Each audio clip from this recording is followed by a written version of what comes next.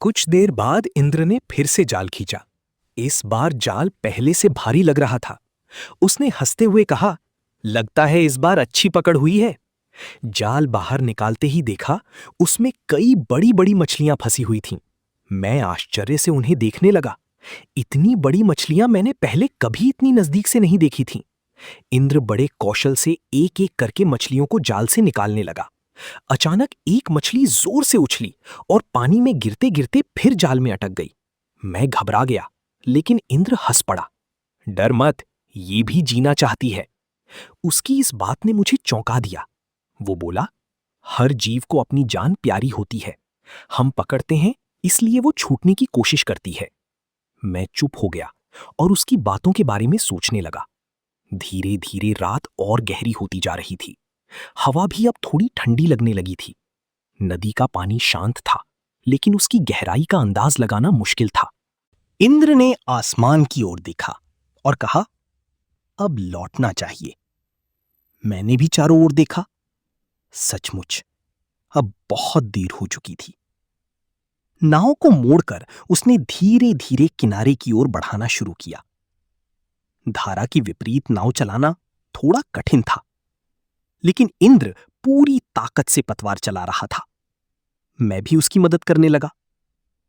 कुछ देर बाद हम किनारे के पास पहुंच गए। मैंने राहत की सांस ली। किनारे पर उतरते ही मुझे लगा जैसे मैं किसी दूसरी दुनिया से वापस आ गया हूं। इंद्र ने मछलियों की टोकरी उठाई और मुस्कुराकर बोला, आज की रात याद रहेगी। मैंने सिर हिलाया। हां, कभी नहीं भूलूंगा। वो बोला, डर पर जीत ही असली जीत है। उसकी ये बात मेरे मन में हमेशा के लिए बस गई। हम दोनों धीरे धीरे अपने अपने रास्ते चल पड़े। उस रात के बाद मेरा जीवन जैसे थोड़ा बदल गया। उस रात के बाद कई दिनों तक मैं इंद्र के बारे में सोचता रहा।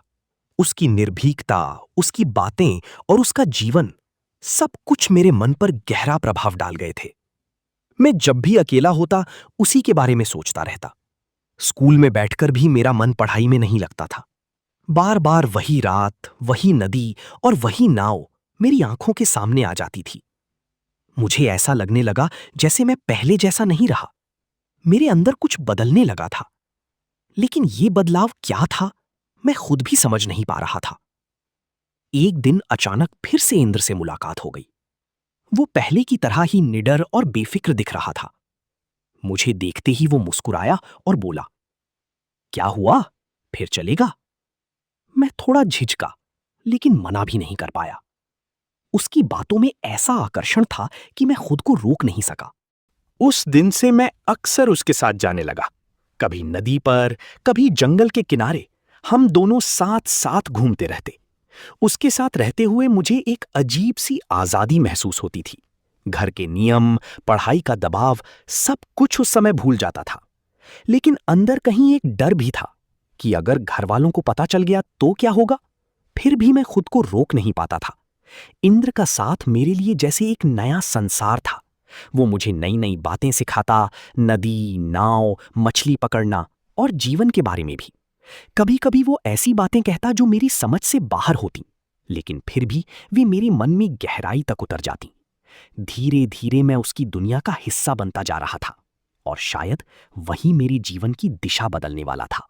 धीरे धीरे इंद्र के साथ मेरा संबंध और गहरा होता गया। अब मैं उसके बिना जैसे अधूरा महसूस करता था। जब वो आसपास नहीं होता तो मन बेचैन हो उठता।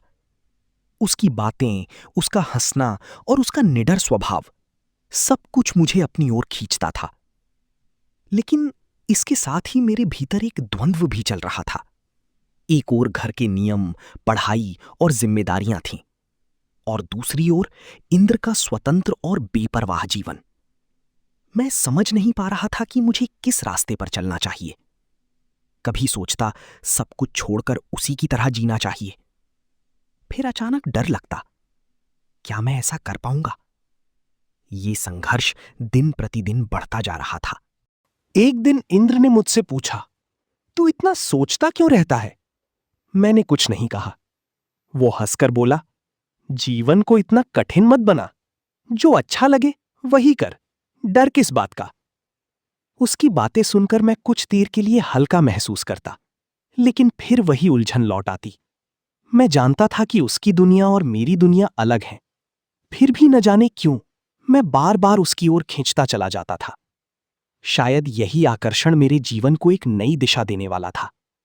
उस समय मैं इसे समझ नहीं पाया, लेकिन आज पीछे मुड़कर देखता हूं तो लगता है वही दिन मेरे जीवन के सबसे महत्वपूर्ण दिनों में से थे। इंद्र के साथ बिताए हुए दिन अब मेरे जीवन का एक महत्वपूर्ण हिस्सा बन चुके थे। हर दिन कुछ नया होता, कुछ नया सीखने को मिलता। उसके साथ रहते हुए समय का पता ही नहीं चलता था। लेकिन इस सब के बीच मेरे भीतर की उलझन खत्म नहीं हुई थी। कभी कभी मैं सोचता, क्या मैं सही कर रहा हूं? घर वालों से छुपकर इस तरह घूमना, क्या ये ठीक है? फिर मन कहता, यही तो असली जीवन है। इंद्र की दुनिया में कोई बंधन नहीं था, और यही बात मुझे सबसे ज्यादा आकर्षित करती थी। धीरे धीरे मैं उसकी आदत सा हो गया था। एक दिन घर में मेरी इस आदत का पता चल गया। सब लोग मुझसे बहुत नाराज हुए। मुझसे कई सवाल किए गए। तू कहां जाता है? किसके साथ रहता है? मैं चुप रहा। मैं कुछ भी नहीं बता सका। मेरी चुप्पी ने सबको और भी नाराज कर दिया। उस दिन मुझे बहुत डांट पड़ी, यहां तक कि मुझ पर कड़ी निगरानी रखने का फैसला किया गया। अब मेरे बाहर जाने पर रोक लगा दी गई। लेकिन मन को कौन रोक सकता है? मैं बाहर नहीं जा सकता था, लेकिन मेरे विचार अब भी इंद्र के साथ ही रहते थे। उसकी यादें, उसकी बातें, सब कुछ मेरे अंदर जीवित था।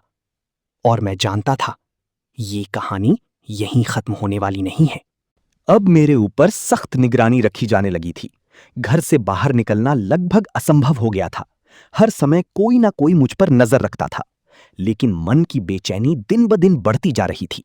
इंद्र से मिले बिना जैसे चैन नहीं मिलता था। मैं बार बार सोचता, क्या मैं उससे फिर मिल पाऊंगा? उसकी बातें, उसकी हंसी और उसका साथ, सब कुछ मुझे याद आता रहता। एक दिन मौका पाकर मैं चुपचाप घर से निकल गया। दिल जोर जोर से धड़क रहा था। डर भी था, लेकिन उससे मिलने की इच्छा उससे कहीं ज्यादा थी। मैं सीधे नदी की ओर चल पड़ा। मुझे पूरा विश्वास था कि वो वहीं मिलेगा। और सच, वो वहीं था। मुझे देखते ही वो मुस्कुराया। आ गया। उसकी उस एक मुस्कान से मेरा सारा डर खत्म हो गया। मुझे लगा मैं फिर से अपनी दुनिया में लौट आया हूं।